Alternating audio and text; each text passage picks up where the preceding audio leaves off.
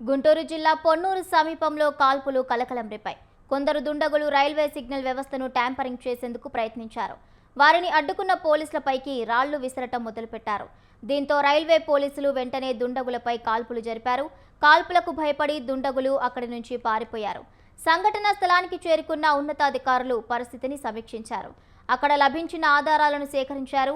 పరారైన దుండగుల కోసం గాలింపు చర్యలు చేపట్టారు. ఆత్మరక్షణ కోసమే పోలీసులు కాల్పులు జరిపారని డీఐజీ సత్య తెలిపారు. నిందితులు కట్టర్, గ్లోవ్స్, టెస్టర్ వదిలి పారిపోయారని వెల్లడించారు.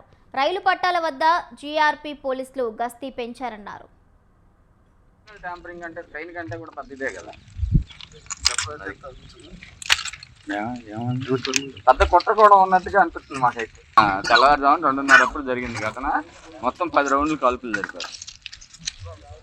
అసలు అదేం కాదన్న, సిగ్నల్ ట్యాంపరింగ్ అంటే ట్రైన్ కంటే కూడా పెద్దదే కదా, పెద్ద కుట్ర కూడా ఉన్నట్టుగా అనిపిస్తుంది మాకైతే. తెల్లవారుజామున 2:30 అప్పుడు జరిగింది ఘటన. మొత్తం 10 రౌండ్లు కాల్పులు జరిపారు.